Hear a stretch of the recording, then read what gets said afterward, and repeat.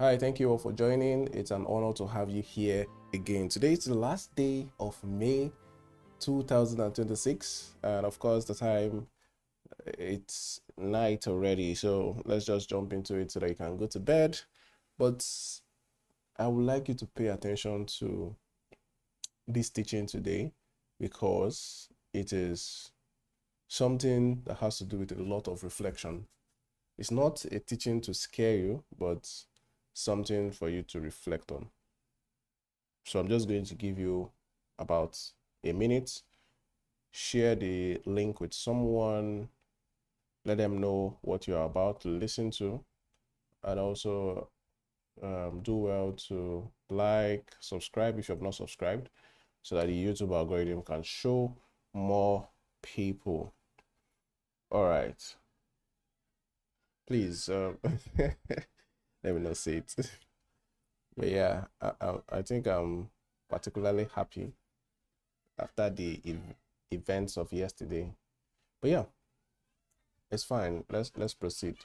Um, Today we're talking about countdown, and for me, this topic is like long overdue. It's long overdue. It's something I've always wanted to talk about. Something I wish I had a platform to talk about as far back as 2019. All right, but thank God I didn't talk about it then. You know, today we are talking about countdown, and we're trying to highlight the subtopic before time runs out. Now, you know, there are things that's going to happen in this life, and you realize it sometimes when it's already too late. You're going to realize it when it's already too late. And let me just start. One day you're going to do everything for the last time. One day you will do everything for the last time. One last conversation, one last laugh, one last prayer, one last opportunity to change. And the scary part is you may not even know that you have hit the last one yet. When you leave this world, there are a lot of things that is going to happen, and a lot of things that concern you will now be decided by others. And if spirits do roam about, you will just be watching everything unfold and you can't do anything about it. You will do everything. You will take one last selfie. You will eat your best meal one last time. And you may not even know. It's not like a prison sentence where you are sentenced to death and you know that, okay, on the 13th of so, you will not know. It just happens. The Bible says that life is like a flower. In the morning is here, in the evening it's no more. It can happen at any time. And this teaching, I've said it, is not to scare you. Life keeps moving on quietly. The countdown keeps running silently. And many people live lives as though it is unlimited. There was something I heard a man of God say. He said, some of you are 60s and you are middle-aged. And some of you are 30 and you are old.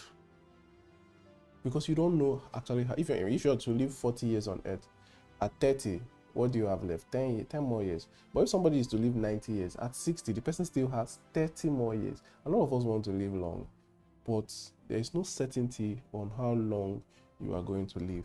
So I'm going to break this topic into 5 parts. We're going to talk about 5 parts. And so the first part, let's start with the first part. I want to break down so that you understand that life is temporary. One of the most dangerous illusions that we have in life is assuming that life is permanent. It's not. It will never be permanent. It is not permanent. You will leave this world. When Jesus came to the world as a man, he completed the cycle of life, which means at some point you will be born, and at some point you will die. He completed the full cycle. That's the assurance I can give to you that nobody's going to live in this world forever. And don't join those people that think that, oh, if I think about death, then it's going to come to me. You're wrong. Because Psalm 90 says, teach us to number our days. Teach us to number our days, that we may gain a heart of wisdom. I wish I could just I wish I could break these 5 parts I talked about. I wish I could break them into 5 different podcasts so that we can really deal with each part.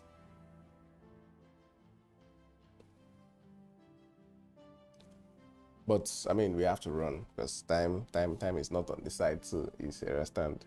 So, number 1, people assume that there's still time. People assume that tomorrow is guaranteed, and people assume that opportunities will always remain. But the fact is that life itself is fragile. Every day is not just passing, it is subtracting. You need to understand that every day you live on this earth, you are one day closer to your grave. You need to understand that you are one day closer to your grave.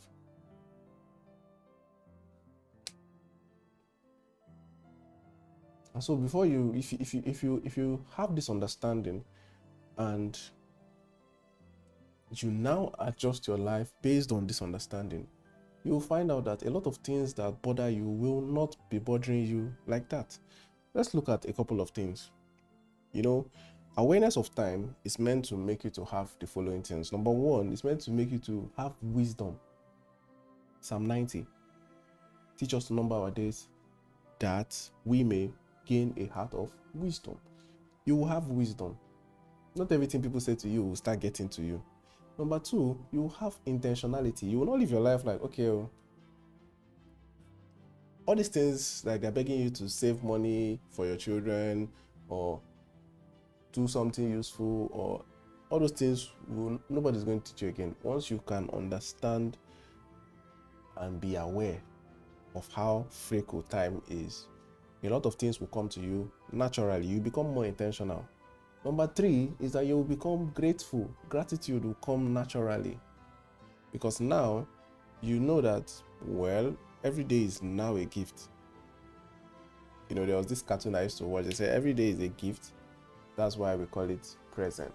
See, when you understand that there is a chance that I will not have woken up today, but I'm awake today, it means you will be grateful for that. Number 4, you will treat life with a sense of urgency. You will know that, anything I have the opportunity to do now, I better do it now, because I don't know if I'll have the opportunity to do it later. You're going to approach life with a sense of urgency. There will now be urgency in the way you live your life. Let's talk about the things people like to postpone, because it is very common. Number 1, people may postpone healing. They may postpone growth. They may postpone forgiveness. Like, okay, don't worry. Since you offended me for 2 years, I will take another 2 years before I forgive you. Who told you that you'll be here for the next 2 years?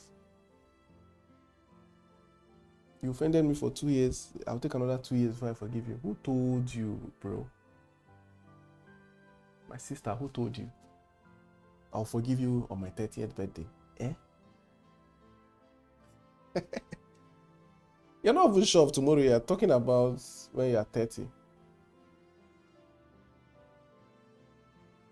I didn't say you shouldn't make plans, but anything you can do today, do it today.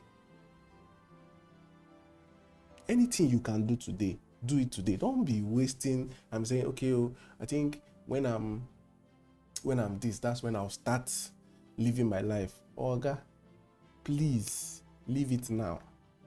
If you can live your life now with what you have, live it now with what you have.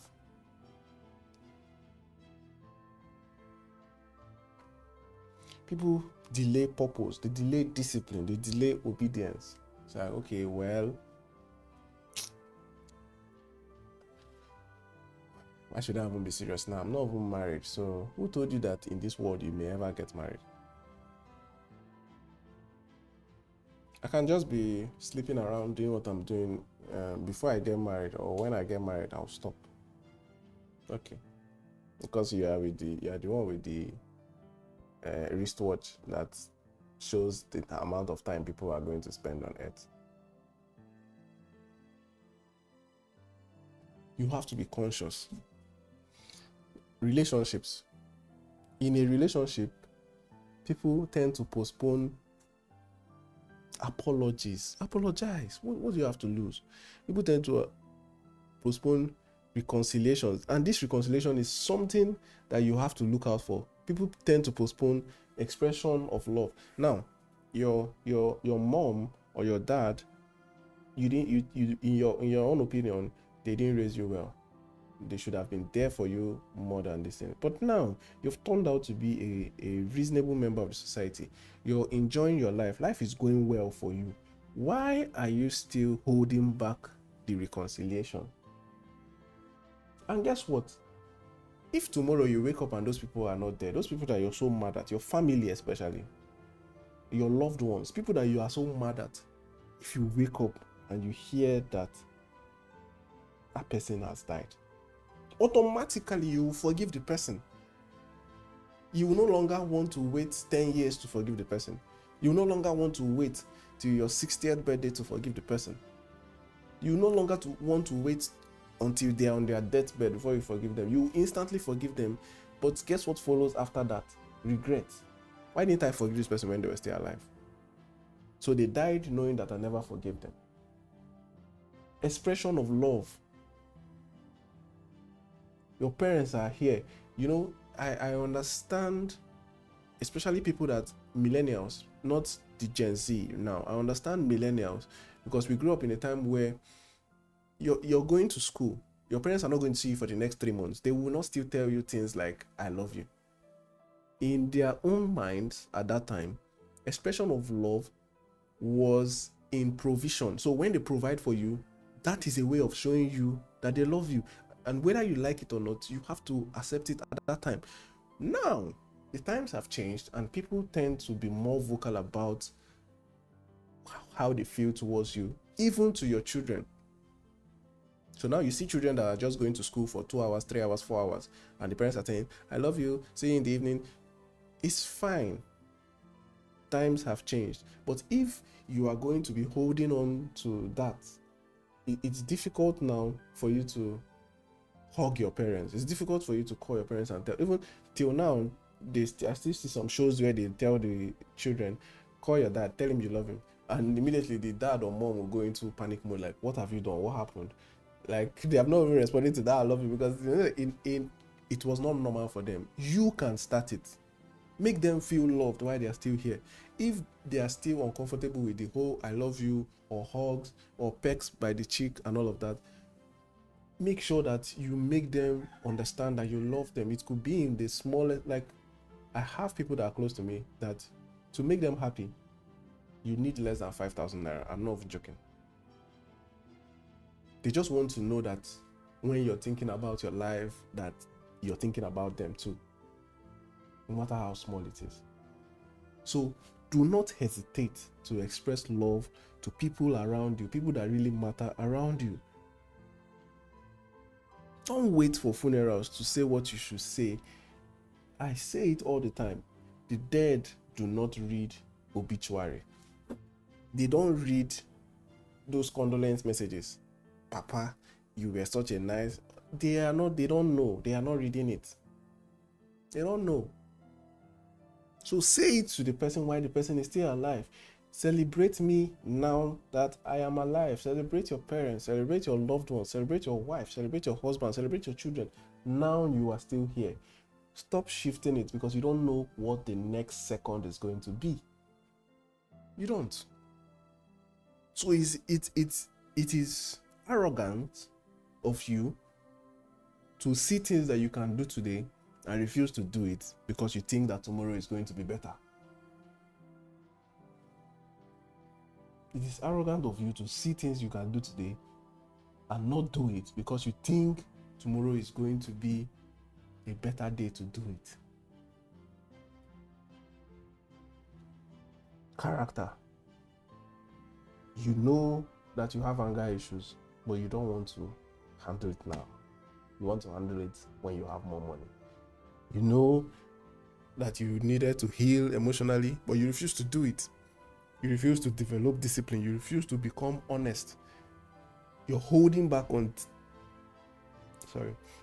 things that can change your life because you feel that this phase of life is not that serious. It's not that serious.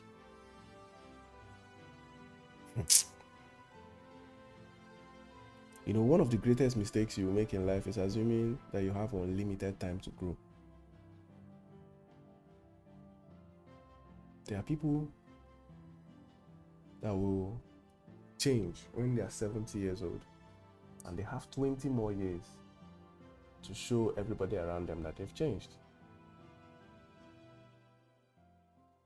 But how do you know that you're going to live that long?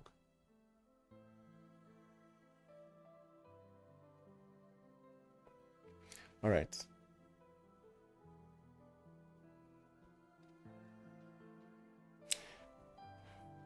Now, I also want to highlight, and this is part 3, in case you're wondering, the countdown itself is not only about death.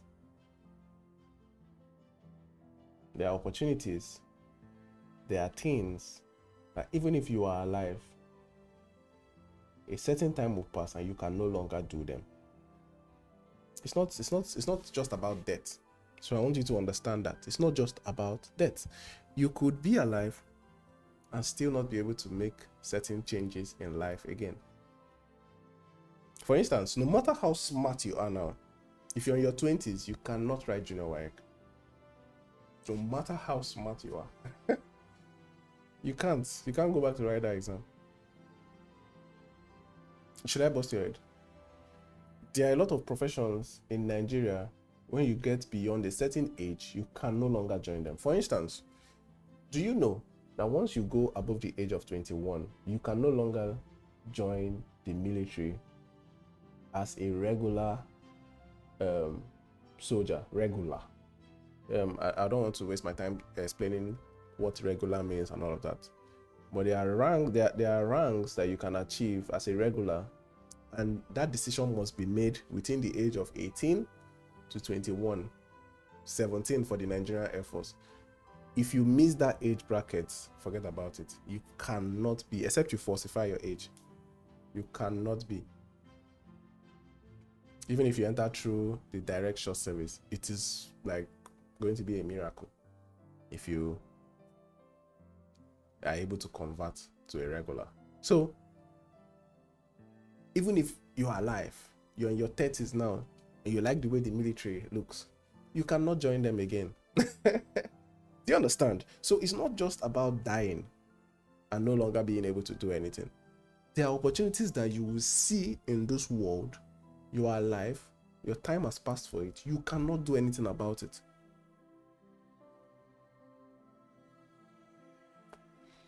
So the message is not to make you afraid, it's to make you intentional. Life is temporary, so don't waste it.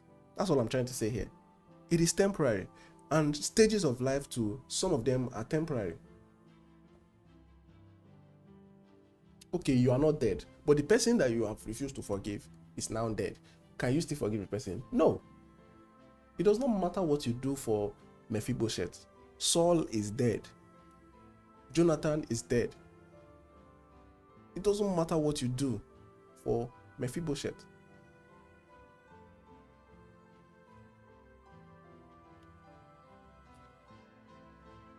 The next part I want to talk about is this one is specifically for Christians. Enjoy life while you have it. You know, in a country like Nigeria, it's very difficult for you to be caught in the rat race.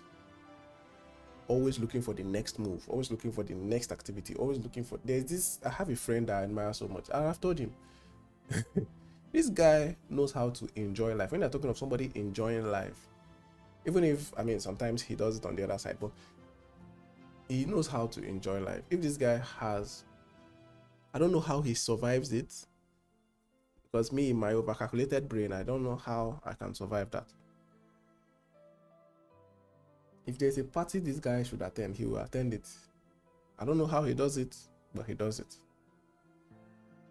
Sometimes I look and I say, I have more money than this guy at this stage of, like, right now. I know that he has probably lost his job or something. How is he still attending me where they work? I'm serious. I don't know how to say, but is that goal of, if you really want to do something, a way is going to come out for it. So number one, it's easy in this part of the world to be focused on survival.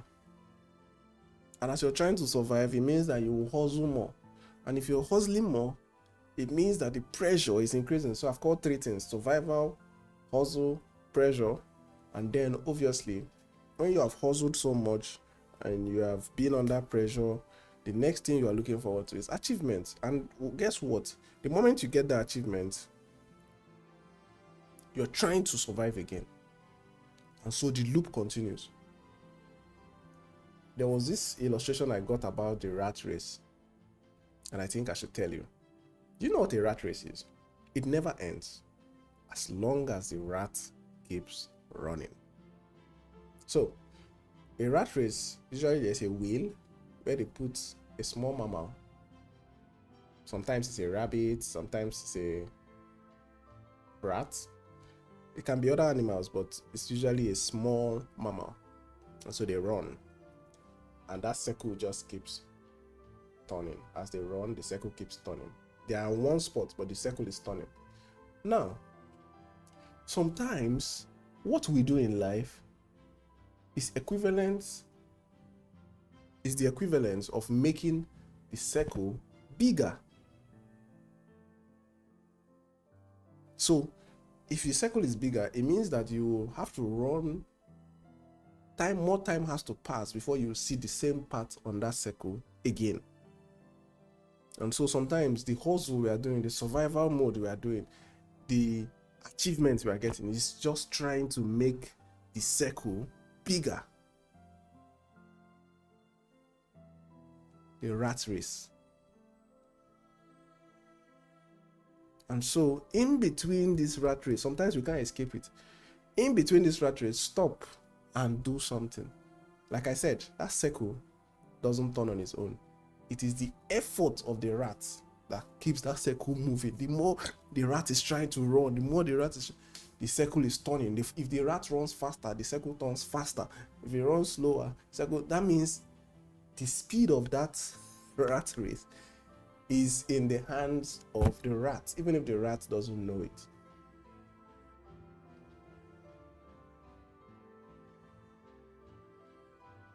In life, you may not be able to escape fighting for survival. You may not be able to escape hustling. You may not be able to escape the pressure. But you can decide how you survive. You can decide how you hustle. You can decide how the pressure gets to you. You know, and these things easily take you. You say, okay, next week I'm going to go and get bushmeat and palm wine. And when next week comes, you're like, hey, there's this assignment I need to do. Sometimes just say, anything that wants to happen, let it happen. Go outside, go and that's your last card. Sometimes let it happen. Eat first and be happy.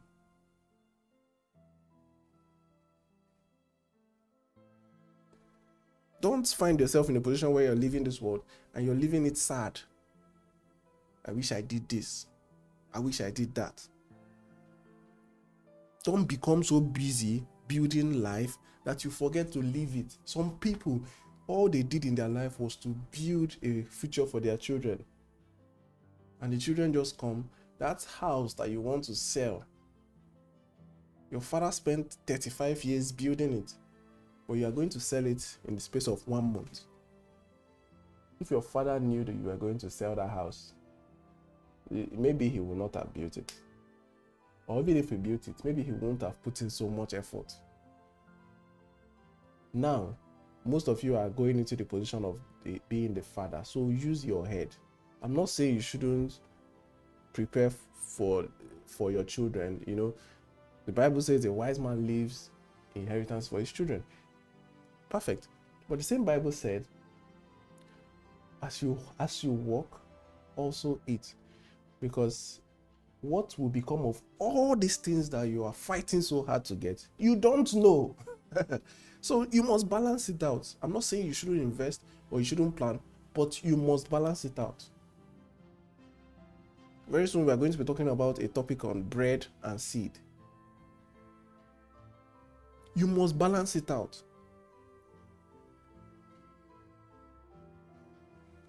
And so practical ways that you can implement living life is, number one, call the people you love. Call them, let them know how far, what's happening. It's been a while, what's going on. Call them. The Bible says, as much as possible, be at peace with those around you. Try your best. Try your best. Next one, spend time with your family. Some of you, you can go to a cinema and spend 2 days. You can go to Zanzibar and spend 1 month, as long as the money is there. But you're in your family house, your body is itching you to go. Hey, there's no light here. Oga, rest and stay there. 2 days, it will not kill you. There was somebody that died one time, and people were like, we just saw him yesterday. That is the point. That's the point. You will just see them. There's nothing. The day you will die will be it will be like every other normal day. Especially if you're not sick. It will be like every other normal day. You're going to wake up, you're going to keep some things and say, when I come back, I'll do this. But you will never come back. It's going to be like every other normal day. I'm saying it clearly so that you understand.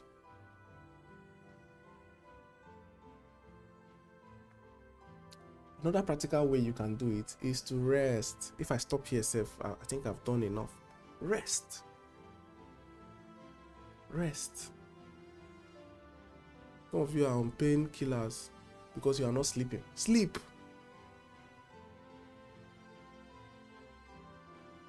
Laugh more. I'm saying this that it's sounding funny, but I know what I'm saying. Laugh. Try and laugh. Sometimes people say, this guy, you're just too unserious. Leave it like that. Laugh. Laugh. Laugh. You know? Create memories. When they want to snap your picture, stop running. Stop running. Hail Jesus. Stop running. Why are you running? You know?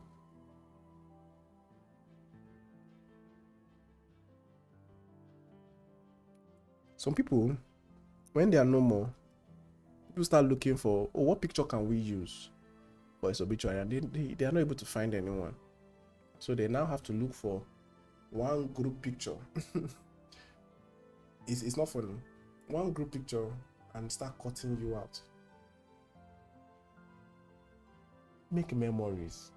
Let people be able to say, hi, if this girl was here now, she would have been able to do this. If this person was, let them know you for something positive.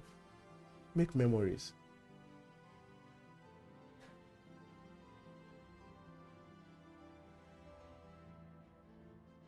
And enjoy the moments. If you're in a party, be in the party. Don't be in a party and mentally be writing code at home. Don't be in a party and be mentally quarreling with somebody. If you're in a party, be in the party. If you're at home, be at home. If you're in school, be in school.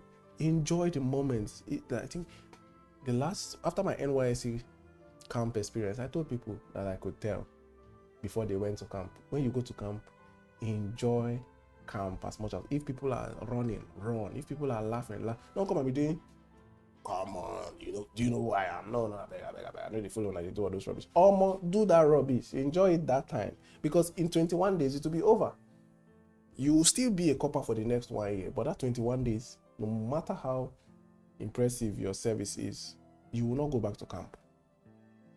So that time everybody's still doing white fowl, this one. Go and enjoy it. Don't be there doing, what's this kind of thing? Enjoy. You are in the camp. Enjoy it. Simple. That's what I'm saying. Enjoy it. Because in 21 days it will be over and everybody will start missing camp. But you have nothing to miss because you never enjoyed it. Okay. Remember, the topic is countdown. And if you look at the picture that is there, it's an hourglass. Eventually the sands run out. They eventually run out. And then, of course, this is the last part 5. You have to live intentionally. Live with intention. Please, live with intention. And the reason why it's very important to live with intention, let's ask these 4 questions. Number 1, if today ended suddenly, what would I regret? If today just suddenly ended, what will I regret?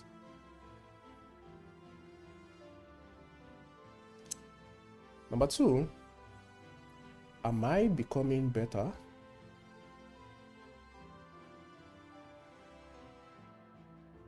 Ask yourself, am I becoming better?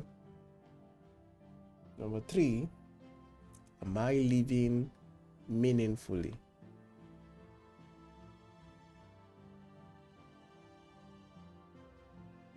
Number 4, am I truly present in my own life?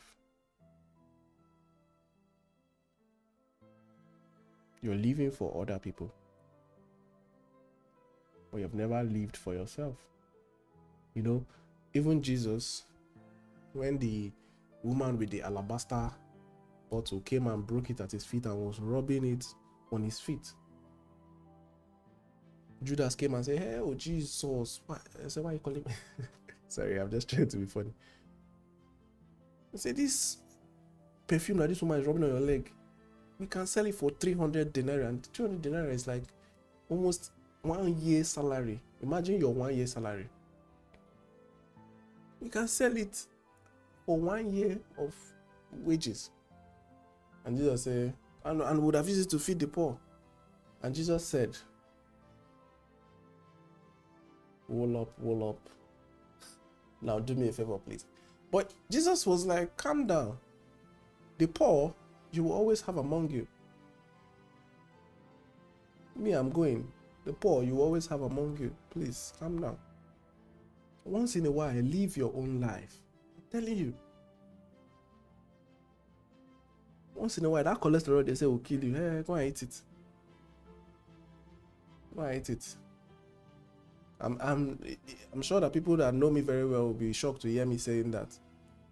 That ice cream they say is bad for your health. Go and lick it. I'm not even joking. Just go and lick it. Rest. Do as much as you can to live healthy. That's fine. But your life is not made up of all of that. There are bodybuilders that are still in the grave now. They did everything right. So rest, please, once in a while. Those things that are termed unhealthy, go and do it and rest. You may not know when the countdown ends, but you can control how intentionally you live while it is running. It's like somebody writing an exam and they said you're going to stop by 9:30. You can't determine, Am I going to be ready by 9:30? Is 9:30 a good time to? While you're writing the exam, the best thing you can do is to answer as many questions as you can. Don't go and be saying, "Oh Jesus, 10:30. How are we going to do this thing?" And as you're doing that, all of that time is going.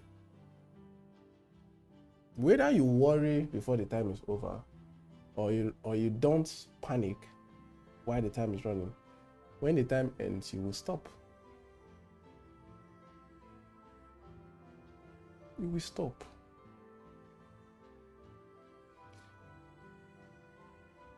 I close with this. Yes, life is short.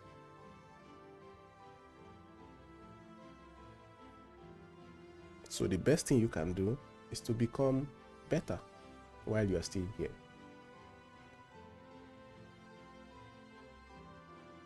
However, life is also a gift. So, why not enjoy it when you still have it?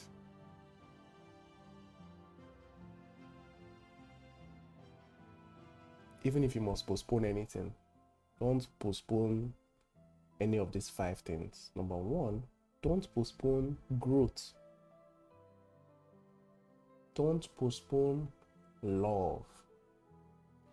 Do not postpone healing. Don't postpone purpose. And do not postpone joy. I know what I'm saying. I may not be the oldest person that is out there, but I've had experiences that qualify me to talk about some of these things I'm talking about.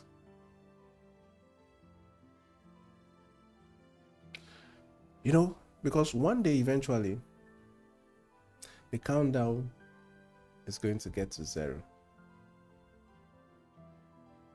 One day, it will get to 0.